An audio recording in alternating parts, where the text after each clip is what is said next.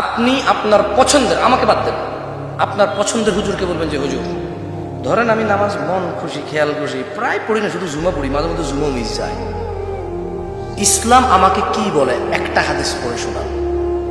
আমি ভাই জানি 99 লোককে হত্যা করে জান্নাতে গেছে, মহিলা বেশ্যা মহিলা, পতিতালয়ের মহিলা কুকুরকে পানি খাইয়ে জান্নাতে প্রবেশ করছে, সব জানি। এগুলো বনি ইসরায়েলের কাহিনী। কার কাহিনী? কার? বনি ইসরায়েল। আল্লাহ নবী নিজে বলে গেছে সাল্লাল্লাহু। আমি জানি ভাই, তোমার সাথে আমি চ্যালেঞ্জ করতে আসতেছি না, বাট তুমি একটু তোমার পছন্দের হুজুরকে বলো না যে যে লোক নামাজ ত্যাগ করছে তাকে আল্লাহ কি বলছে এবং আল্লাহ নবী কি বলছে। আল্লাহ তাকে মুশরিক বলছে, আল্লাহর নবী তাকে মুশরিক বলছে, আল্লাহ তাকে কাফের বলছে, আল্লাহর নবী তাকে কাফের বলছে, আল্লাহর নবী তাকে মুনাফিক বলছে, আল্লাহ তাকে মুনাফিক বলছে। ব্যাস, আর ওয়াজ করা লাগবে? মুসলমান হওয়ার ফর্মুলা কি জানো? এই যে গার্মেন্টস কর্মীরা যে ডিউটিতে যায় কি মারে? পাঞ্চ করে। কি করে? বড় বড় অফিস আদালতে যারা ডিউটি করে কি করে? পাঞ্চ করে। মানে পাঞ্চ মানে সে ডিউটিতে আসছে, পাঞ্চ মানে সে আসে নাই। তো মাসে কয়দিন পাঞ্চ করছে? মাসে 22 দিন করছে, 8 দিন সে আসে নাই। তো 4 দিন তার সাপ্তাহিক ছুটি ছিল, 4 দিন সে আসে নাই, 4 দিনের বেতন কাটায়। কয়দিনের বেতন কাটা? আচ্ছা, এটা গেলো একটা। 30 দিনের মধ্যে বেড়ায় আসছেই মাত্র 7 দিন। কয়দিন? কয়দিন? এই চেয়ার আরে কি আশ্চর্য, আরে এ লোক তো আসেই না, এর কাজ করবে কি? একে বাদ দাও, একে কি করো? বাদ দাও, ওই জন্য নোটিশ পাঠান। আপনি ডিউটি ঠিক মতো করেন, আদারওয়াইজ আপনাকে এখান থেকে বঞ্চিত করা হবে এবং আপনার থেকে মুসলেখা নিতে হবে। আপনাকে মুসলেখা নিয়ে আপনাকে বাইর করবে এখান থেকে। আপনি যে কাজটা করলেন না, 26 দিন আসেন না, আপনার কাজটা তো কেউ করে নাই, কেন আসেন না? ওয়ার্নিং দিবে, রাইট? পরের মাসে আবার সে 7 দিন আসছে। কয়দিন আসছে? কদিন? কোম্পানি বলবে যে you are no more here. যা, তুই আর এই কোম্পানির শ্রমিকই না, তুই আর এই কোম্পানির কি? আরো উন্নতিতে তুমি আর এই কোম্পানির স্টাফ না, আরো উন্নত, you are no more employ, আপনি আমাদের এমপ্লয় না। বাদ কি না? তো এক সপ্তাহে 35 ওয়াক্ত নামাজে আপনি আসেন 1 ওয়াক্ত জুমা। কয়েক জুমা? জুমায় আসেন। তাইলে 35 কত হয় হিসেবে কাজ? আমি একটু 70 দুগুণ 140 না? এক মাসে 4 জুমা হইলে 140 ওয়াক্ত নামাজে আপনি কয় ওয়াক্ত যান? কয় ওয়াক্ত? সামান্য একটা কোম্পানি আপনারা রাখে না।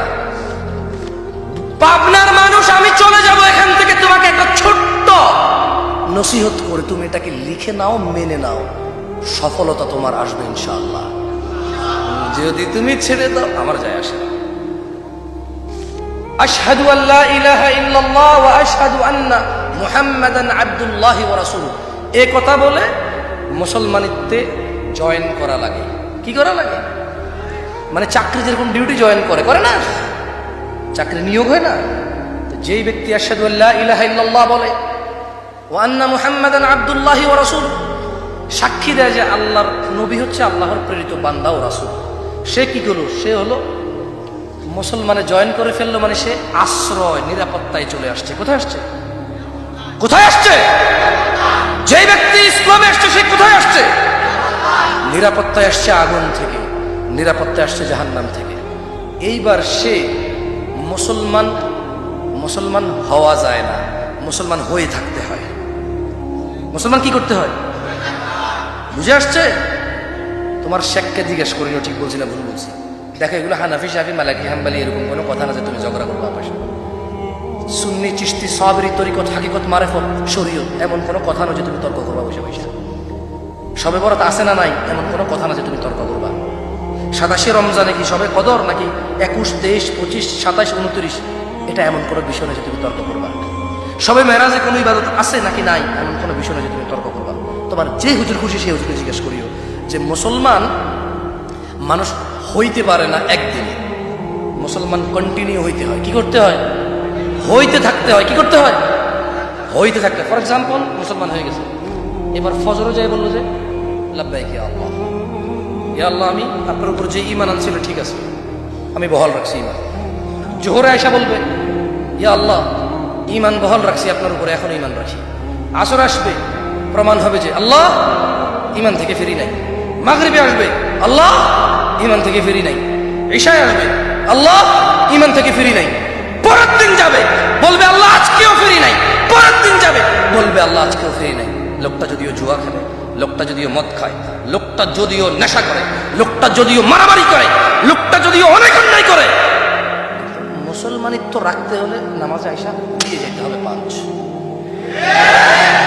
যেই লোক দিনে 17 বার এই কপাল মাটিতে লাগায় না, তার ঈমান টিকে না। সে চাকরিচ্যুত হয়ে যায়, বরখাস্ত হয়ে যায়, ইভেন আরো আল্লাহর আযাবের সম্মুখীন হচ্ছে। ইয়া আইয়ুহান নাস, হে মানুষ, ইন্না ওয়া'দাল্লাহি হক, নিশ্চয় আল্লাহর ওয়াদা সত্য। ফালা তাগুররান্নাকুমুল হায়াতুদ দুনিয়া ওয়ালা ইয়াগুররান্নাকুম বিল্লাহিল গরুর। অতএব দুনিয়ার জীবন যাতে তোমাদেরকে কোনোভাবে প্রতারিত না করতে পারে। ইন্নাশ শাইতানা লাকুম আদু, নিশ্চয় শয়তান তোমাদের শত্রু। ফাত্তাখিযুহু আদু, তাকে শত্রু হিসেবে নাও, তাকে শত্রু হিসেবে নাও। আজকের দিনে মুসলমানের সবচাইতে বড় অপরাধ কোনটা জানেন? নামাজ ত্যাগ করা। অধিকাংশ মানুষ এই অপরাধে লিপ্ত। দ্বিতীয় অপরাধ জিনা আর নেশা। এই বেনামাজি আর নেশাখোর আর জিনাকার আজকে মুসলিমদের আমাদের সমাজে আমরা একাকার হয়ে আছি। বলেন তো, নামাজ না পড়লে কাফের হয়, নামাজ পড়লে কি হয়? কাফের হয়। আচ্ছা, জিনা করলে কি হয় জানেন? হ্যাঁ, আচ্ছা, একটা হাদিস, 2টা হাদিস পড়ে এখান থেকে আমি বিদায় নেব ইনশাআল্লাহ। আপনার হাদিসগুলো মুখস্থ করবেন, কেমন? আমার সাথে সাথে পড়িয়েন, পারবেন? বাজে কটা? 12:30। 12:30। সুবহানাল্লাহ, আমি এত রাত পর্যন্ত কখনোই ওয়াজ করি না। আজকে দিয়েছেন আমাকে লেটে আপনারা। না না, এটা ভালোবাসা না, এটা কেউ ফজর করতে পারবে না ওয়াজ থেকে যেতে যেতে। এমনি এমনি হলো না শুনি, আরো যদি পারে ঢোলের বাড়ি, বুঝলেন না? এমনি সিনেমা দেখতে ফজর করতে পারে না, ওরা চিন্তা করবে না আজকে ফজর না পড়লে কি ওটা ভালো কাজ করছে, শুনছে। তাহলে নামাজ না পড়লে মানুষের ঈমান চলে যায়, মুশরিকি হয়, কুফরি হয়, মুনাফিকি হয়। কেমন? নামাজ ত্যাগ করলে। নামাজ কি করলে? নামাজ ত্যাগ করলে কি হয়? কুফরি হয়। আপনি কাফের, দেখেন আমি বলতে পারবো না কাফের, কেমন? হাদিসে যেভাবে বলছে আমি ওভাবে বললে ভালো।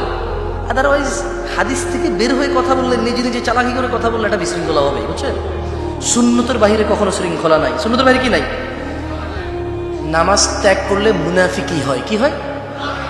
কুফরি হয়। কি হয়? শিরকি হয়। কি হয়? এটা আল্লাহর নবী সাল্লাল্লাহু আলাইহি ওয়াসাল্লাম বলেছেন। জাবের রাদিয়াল্লাহু আনহু থেকে 2টা হাদিস আছে, আর সাঈদ ইবনে মুসাইয়্যিব থেকে একটা হাদিস আছে। কেমন?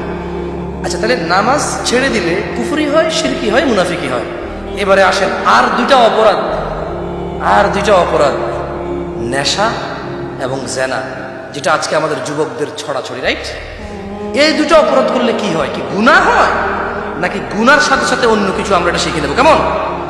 সবাই জোরে বলবেন, কোন জিনাকারী জিনা করে না ঈমান থাকা অবস্থায়। কে বলেছে?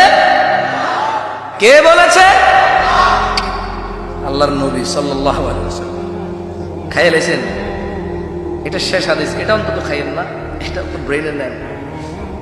বলেন, আন আবু হুরায়রা রাদিয়াল্লাহু আনহু, বলেন আবু হুরায়রা রাদিয়াল্লাহু আনহু থেকে বর্ণিত,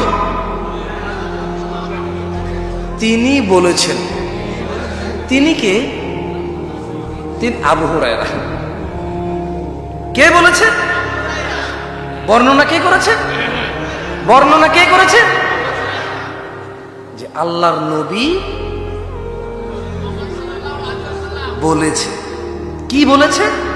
কোন জিনাকারী, বলেন, জিনা করে না, ওয়া হুয়া মুমিন, অথচ সে ঈমানদার। অথচ সে কি? কে বলেছে? আল্লাহর রাসূল। কে বলেছে? এবার আসেন, বলেন, ওয়ালা ইয়াশরাবুল খামর হিনা ইউশরাব ওয়া হুয়া মুমিন।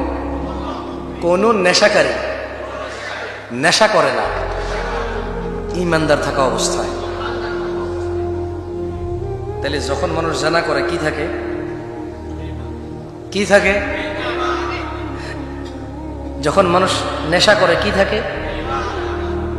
সিদ্ধান্ত, ছোট ভাই আমার, তোমরা আসছো কষ্ট করে শুনতে আমাকে, সিগারেট, গাঁজা, ইয়াবা, কত কিছু, টিকটিকি লেজ, গাম, সুরবে গ্রান নেওয়া, কত কিছু আছে। বান্ধবীকে ফোন দিয়ে ওকে ন্যাংটা করার পায় তারা। কত তোমার চালাকি ওর সাথে। ছোট ওই মেয়েটা কিচ্ছু বোঝে না, তুমি যা বলো তাই করে। মাত্র 13 বছর বয়স, 14-15 বছর বয়স। বাপ মা কখনো এত আদর করে ওই মেয়েটাকে। বাপের ছেলেকে কিচ্ছু কিনে দেয় না, মেয়েকে বোরখা কিনে দেয়, চুড়ি কিনে দেয়, লিপস্টিক কিনে দেয়, সুন্দর জুতা কিনে দেয়। ওরে কত আদর করে ওর বাপে। ছেলে নিজে নিজে যায়, রাস্তায় পড়ে যায়, বাপে মেয়েকে রিকশায় পাঠায়। মেয়েটা দুনিয়া সম্পর্কে কিছুই জানে না। এমন ছোট্ট একটা মেয়েকে তুমি তোমার ফোন দিতে ফেলো। তুমি ওকে স্বপ্ন দেখাও জানাবে বিচারের, সুন্দর করে সাজিয়ে দেখাও, ওগুলোকে তুমি সুখ বলো ওর কাছে। আর তারপর তুমি মোবাইলে ওকে উলঙ্গ করার কৌশল করো তুমি। ভাই আমার, আল্লাহ করুক না হোক, ওই কৌশল অবস্থায় যদি মরে যাও, বেঈমান হয়ে মরে গেছো যতই তাহাজ্জুদ করো। কারণ আল্লাহ নবী বলেছেন, জানাকারী জানা করে না ইমানদার থাকা অবস্থায়। আল্লাহ আমাদেরকে বোঝার তৌফিক দান করুন। আল্লাহ তাআলা আমাদের গুনাহ ক্ষমা করুন। আকুলু কওলি হাযা ওয়াস্তাগফিরুল্লাহ লি ওয়া লিসাইরিল মুমিনিন ফাস্তাগফিরু ইন্নাহু হুয়াল গফুরুর রহিম। আমি আল্লাহ সুবহানাহু ওয়া তাআলার কাছে আমার এবং আপনারা যারা আছেন সবার জন্য মাপ চাই। আল্লাহ আমাদের সবাইকে মাফ করে দিন। আপনারাও নিজেদের জন্য মাপ চান আল্লাহর কাছে। সুবহানাকাল্লাহুম্মা ওয়া বিহামদিকা আশহাদু আল্লা ইলাহা ইল্লা আনতা আস্তাগফিরুকা ওয়া আতুবু ইলাইক। আসসালামু আলাইকুম